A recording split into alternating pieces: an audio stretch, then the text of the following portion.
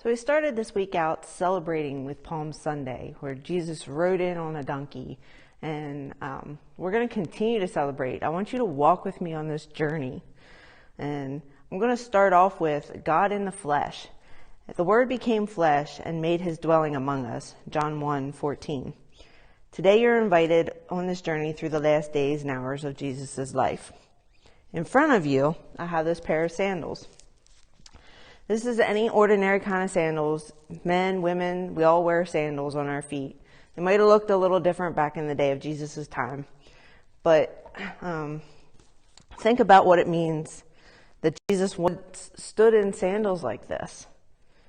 Just like we might. The God who created the world stepped into an ordinary human body.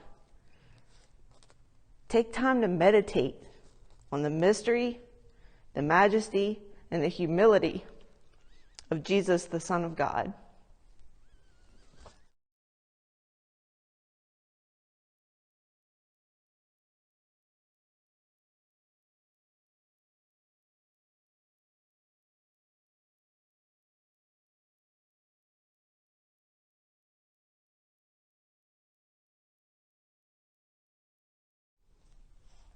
Mary anoints Jesus. 6 days before the Passover, Jesus arrived at Bethany, where Lazarus lived, whom Jesus had raised from the dead.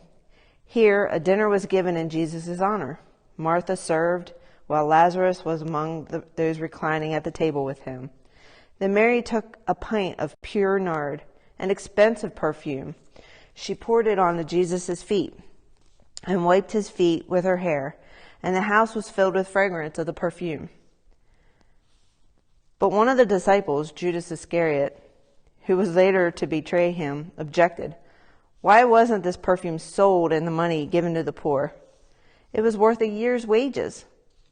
He did not say this because he cared about the poor, but because he was a thief. As the keeper of the money bag, he used to help himself to what was put into it.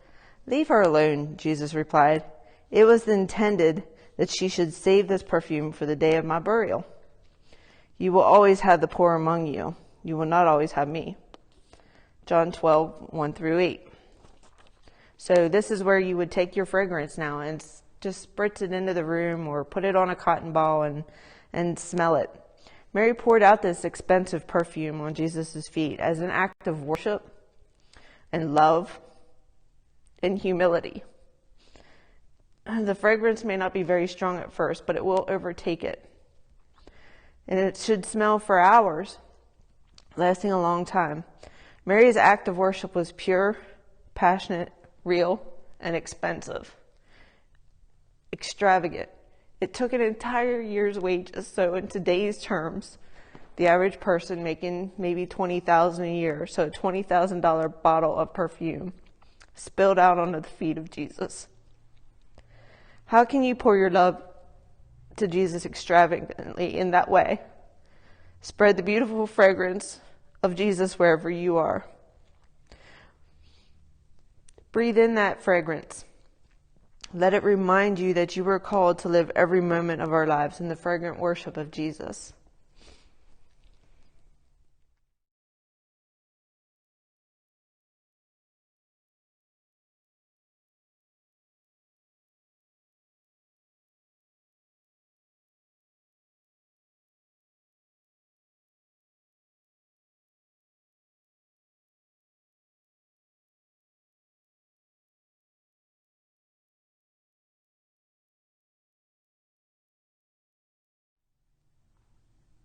The Last Supper.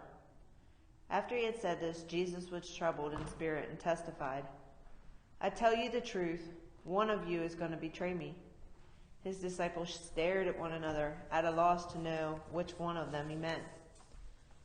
One of the disciples, whom Jesus loved, was reclining next to him. Simon Peter motioned to the disciple and asked, Ask him which one he means. Leaning back against Jesus, he asked him, Lord, who is it? Jesus answered, It is the one whom I will give this piece of bread when I have dipped it in the dish. Then dipping the piece of the bread, he gave it to Judas Iscariot, son of Simon. As soon as Judas took the bread, Satan entered into him. "What you are about to do it quickly," Jesus told him. But no one at the meal understood why Jesus said this to him. Since Judas had charged the money, some thought Jesus was telling him to buy what was needed for the feast, or to give something to the poor. As soon as Judas had taken the bread, he went out, and it was night. John 13:21. Jesus was celebrating the Passover feast with his disciples.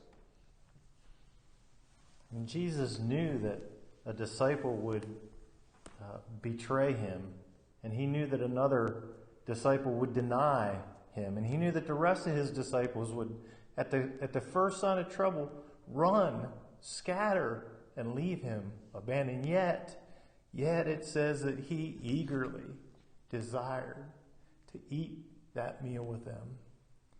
And so when they had gathered around the table, he began the meal by taking the bread and praying for it and blessing it.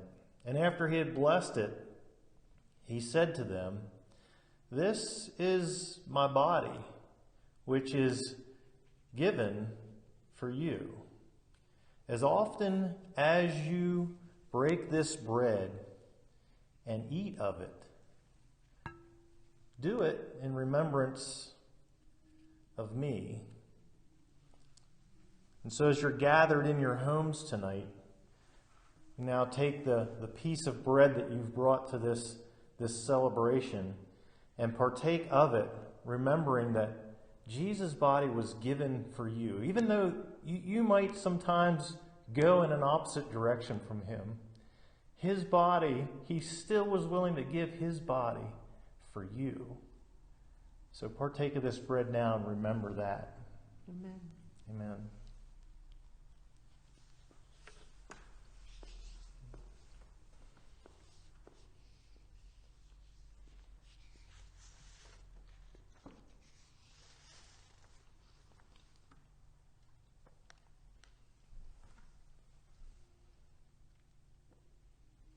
Then Jesus went with his disciples to a place called Gethsemane. And he said to them, "Sit here while I go over there and pray." He took Peter and 2 sons of Zebedee along with him, and he began to be sorrowful and troubled. Then he said to them, "My soul is overwhelmed with sorrow to the point of death. Stay here and keep watch over me." Going a little further, he fell with his face to the ground and prayed, "My Father, if it is possible, may this cup be taken from me. Yet not as I will, but as you will." Matthew 26:36-38. This scene reveals Jesus' heart that night. He prayed to his Father that he would not have to go to the cross if there weren't any other way. Yet he prayed the hardest prayer that any of us can pray. "Yet not as I will, but as you will." When Jesus said, "May this cup be taken from me," he was referring to the difficult thing his Father was asking him to bear. Yet he chose to drink the cup, even though it was painful. Just prior to that moment in the garden, at the meal, at the last Passover meal, he had taken the cup after the meal had ended, and he raised the cup and he said to his disciples, "This cup is the cup of my blood of the new covenant, which is poured out for the forgiveness of your many sins. As often as you drink of this cup, do it in remembrance of me."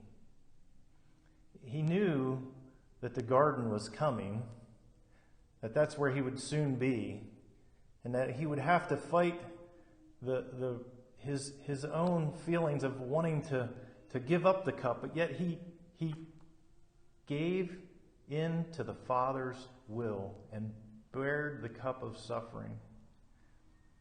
As we partake of this cup, maybe there's something that you need to be praying to the Father about. "Father, not my will, but yours be done." And as we drink from the cup, would you just give that to God? The God who suffered and died for us. This is his blood poured out for you.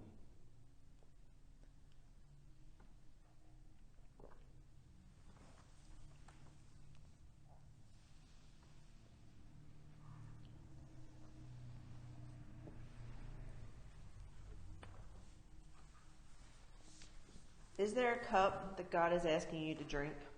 Something about which you need to pray the prayer of Gethsemane? Yet not as my will, but your will.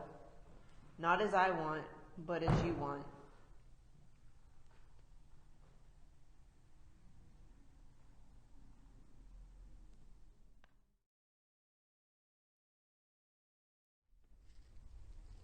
Judas agrees to betray Jesus. Then one of the 12, the one called Judas Iscariot, went to the chief priest and asked, "What are you willing to give me if I hand him over to you?" So they counted out for him 30 silver coins. From then, Judas watched for an opportunity to hand him over. Matthew 26:14-16. So take your silver coin and hold it in your hand as I continue to read this piece. Judas was one of Jesus' closest friends, one of the 12 disciples who had been with him for 3 years. He agreed to betray Jesus for 30 pieces of silver. Hold that coin in your hand. How could Judas betray Jesus, his friend, for money? How do you think Judas felt when he looked at the coins in his hands and realized that he had traded Jesus for them? Is your own heart tempted to betray Jesus over material things? Jesus was arrested. When he had finished praying, Jesus left with his disciples at the cross and crossed the Kidron Valley. Now Judas, who betrayed him, knew the place. Because Jesus had often met there with his disciples, Judas came to the grove, guiding a detachment of soldiers and some officials of the chief priests and Pharisees. They were carrying torches, lanterns, and weapons. Jesus, knowing all that was going to happen to him, went out and asked them, "Who is it you want?" "Jesus of Nazareth," they replied. "I am he," Jesus said. And Judas the traitor was standing there with them. When Jesus said, "I am he," they drew back and fell to the ground. Again he asked them, "Who is it you want?" And they said, "Jesus of Nazareth." "I told you that I am he," Jesus answered. "If you are looking for me, then let these men go." This happened so that the words he had spoken would be fulfilled. "I have not lost one of those that you gave me." Then Simon Peter, who had a sword, drew it and struck the high priest's servant, cutting off his right ear. The servant's name was Malchus. Jesus commanded Peter, "Put your sword away. Shall I not drink the cup the Father has given me?" John 18:1-11. Even though Jesus could have given the word to overpower all the guards, he let himself be bound and led away. So the rope that you have, mine's this nice little soft green rope, not quite probably as harsh and scratchy as the ones that they used to tie him. But they tied his hands and they bound him with this rope. He chose to submit to something that was difficult, that step to the cross.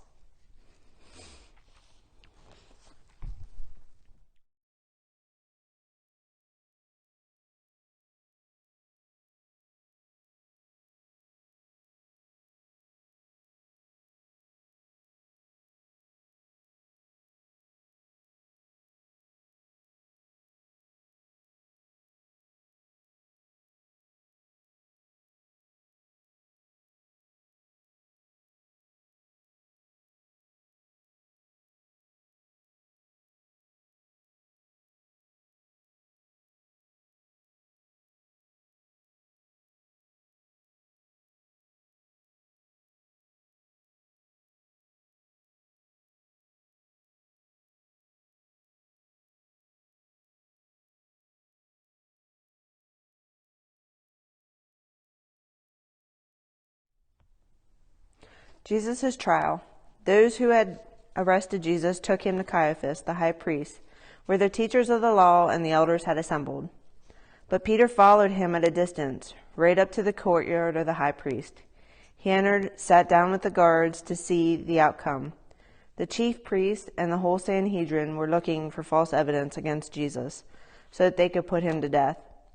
But they did not find anything, though many false witnesses came forward. The governor's soldiers took Jesus into the praetorium and gathered the whole company of soldiers around him.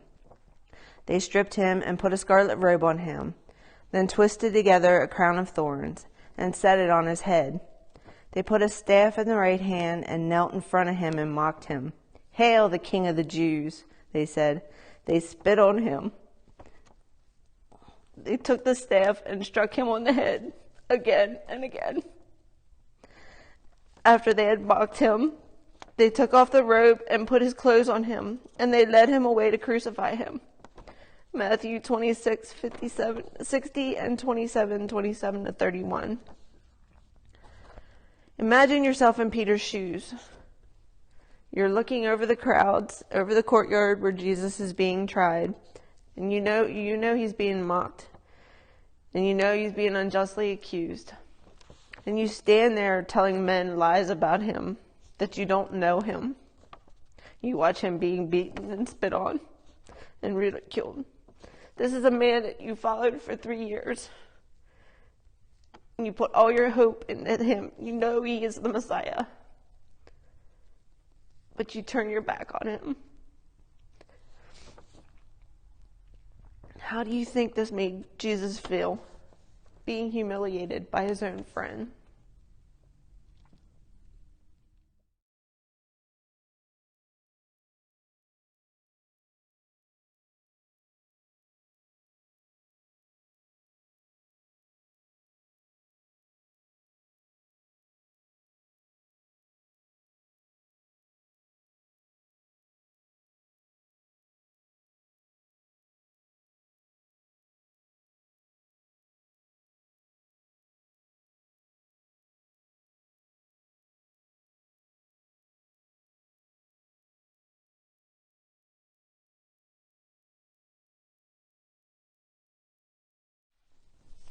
The crucifixion.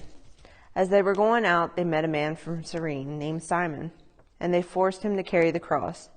They came to a place called Golgotha, which means the place of skulls. There they offered Jesus wine to drink, mixed with gall, but after tasting it, he refused to drink it. When they had crucified him, they divided up his clothes by casting lots, and sitting down, they kept watching over him there. Above his head they placed a written charge against him. "This is Jesus, the King of the Jews." 2 robbers were crucified with him, one on his right and one on his left. Those who passed by hurled insults at him, shaking their heads, saying, "You were going to destroy the temple and build it in 3 days. Save yourself. Come down from that cross if you're the Son of God." In the same way, the chief priests, the teachers of the law, and the elders mocked him. "He saved the others," they said, "but he can't save himself. He's the King of Israel. Let him come down from that cross, and we will believe in him. He trusts in God. Let God rescue him now, if he wants him, for he said, 'I am the Son of God.'" In the same way, the robbers who were crucified with him also heaped insult at him. Matthew 27:32 to 44. So here Jesus is dying the most brutal death on a Roman cross, an instrument of torture, kneeling in front of the cross. Imagine yourself there at the scene. What's going through your mind? Don't rush through this part. God's great love for God's children is the reason Jesus went to the cross. Jesus died on the cross in order to relieve us all from our sins and our burdens.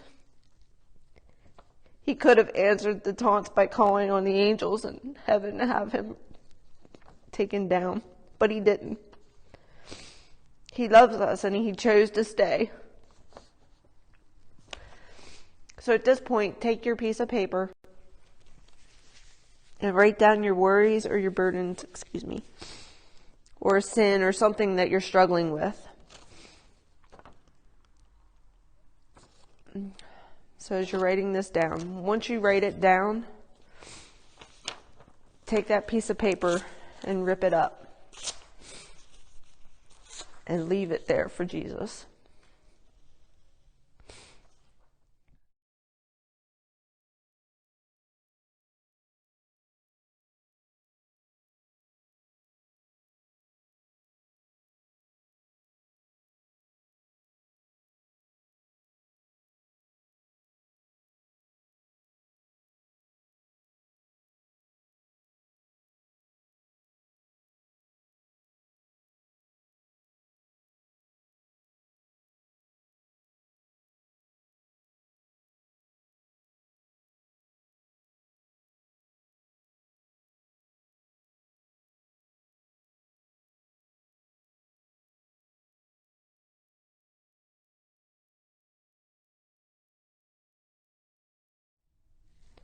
Jesus' death. From the 6th hour until the 9th hour, darkness came over all the land. About the 9th hour, Jesus cried out in a loud voice, Eloi, Eloi, lama sabachthani, which means, my God, why have you forsaken me? And when Jesus cried out again in a loud voice, he gave up his spirit. At that moment, the curtain of the temple was torn from top to bottom. The earth shook, the rocks split, tombs broke open, and the bodies of the holy people who had died were raised to life. They came out of the tombs, and after Jesus' resurrection, they went up into the holy city and appeared to many people. When the centurion and those with him were guarding Jesus saw that the earthquake and all that had happened, they were terrified and exclaimed, surely he was the Son of God. Matthew 27:45-54. When Jesus died that day, so many people watching must have thought that their hopes had died as well. Darkness came over the land that day. Remember the darkness that covered the whole world that day? Think about the darkness that covers the world today in our neighborhood with this virus, our friends, our families, addictions, people in need, depression. How can we be the light of the world? How can we be the light of Christ to those in that darkness? At this time, light your candle to represent being the light of Christ.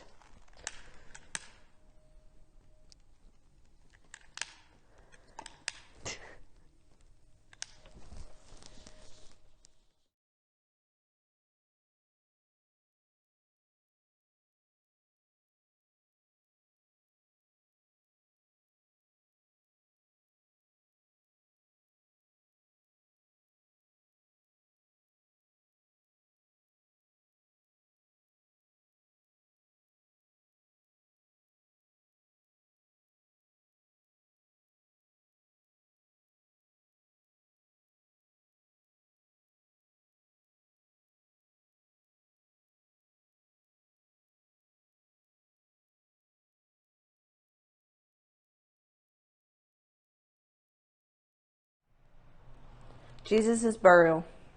As evening approached, there came a rich man from Arimathea named Joseph, who had himself become a disciple of Jesus. Going to Pilate, he asked for Jesus' body, and Pilate ordered that it be given to him. Joseph took the body, wrapped it in clean linen cloths, and placed it in his own new tomb that he had cut out of the rock. He rolled a big stone in front of the entrance of the tomb and went away. Mary Magdalene and the other Mary was sitting there opposite of the tomb. Matthew 27:57-61. So the rock that you picked, the stone that you picked, is just a fraction of the size of the rock that sealed Jesus in that tomb. Imagine the heaviness of it. Feel the texture of it. Feel its weight. Even though this is small, it still has some weight. Can you sense the heavy weight the disciples and those who loved him must have felt? Jesus in that tomb, the tomb was sealed. In their eyes, at that time, death had won. It was a stone that no one could move, and it was final. Jesus was gone and buried.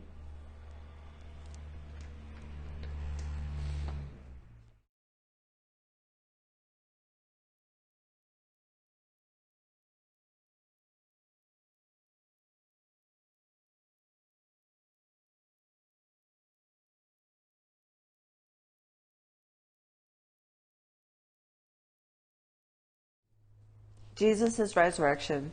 After the Sabbath, at dawn, the first day of the week, Mary Magdalene and the other Mary went to look at the tomb. There was a violent earthquake, for an angel of the Lord came down from heaven. Going to the tomb, rolled back the stone and sat on it. His appearance was like lightning, and his clothes were as white as snow. The guards were so afraid of him that they shook and became like dead men. The angel said to the women, "Do not be afraid, for I know that you are looking for Jesus, who was crucified. He is not here, he is risen, just as he said. Come and see the place where he lay. Then go quickly and tell his disciples, he is risen from the dead and is going ahead of you to Galilee. There you will see him. Now I've told you." So the women hurried away from the tomb, afraid yet filled with joy, and ran to tell the disciples. Suddenly Jesus met them. "Greetings," he said. They came to him, collapsed at his feet, and worshipped him. Then Jesus said to them, "Do not be afraid. Go and tell my brothers to go to Galilee. They will see me there." Matthew 28, 1-10. Imagine the cold and heavy fear and sorrow that these women must have felt as they journeyed to the tomb that day, arriving and just finding that the stone was rolled away and an empty grave clothes were placed where Jesus' body was supposed to be. I imagine their first thoughts might have been somebody stole the body, but yet the clothes were folded in perfect placement and the face cloth laying on top.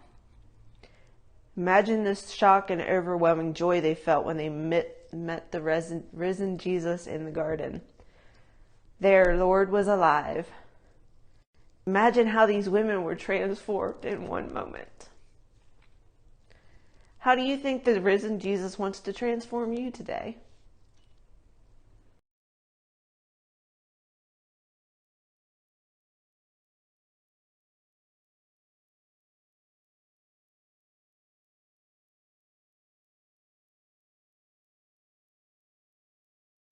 The crossroads. What will you do with Jesus? Then Jesus said to his disciples, "If anyone could come after me, he must deny himself and take up his cross and follow me." Matthew 16:24. We're now at a crossroads. Look over the journey that we've just taken in the final days of Jesus to the cross and beyond. Every step took Jesus was purposeful, deliberate, and by plan. Every moment of pain, betrayal, agony was borne by him out of love for you. You were and still are a part of his journey. Jesus bore and carried your sins and burdens on the cross. Therefore, when you ask for forgiveness, you are freed from all sin and guilt. You can leave tonight knowing that Jesus' journey is with you every day. You are not alone in this life. The experience tonight, the emotions Jesus experienced on his journey to the cross, you can leave here holding to parts of your life, the parts you don't want to surrender, or you can leave choosing to surrender everything to him because he chose to do so for you. If you feel led, tell Jesus that your life is his. Reveal what it is in your life that keeps you coming into a full relationship with him. Let him guide you and help you make changes in your life. Pray that prayer of Gethsemane, yet not as I will, but as you will.